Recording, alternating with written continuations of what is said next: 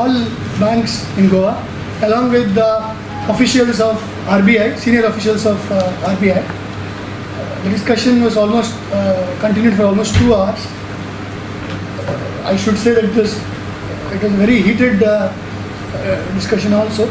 We conveyed our concerns regarding security of ATM and other establishments relating to bank. We conveyed our concerns properly, and ultimately they also had certain expectations from us.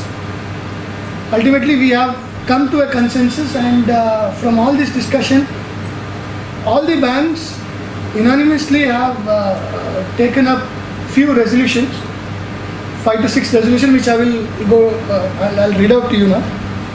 First one, each bank in another 30 days, they will put up instructions outside their respective ATMs that no person will enter ATMs with helmet, cap, scarf, goggles, monkey cap, anything that will cover their face.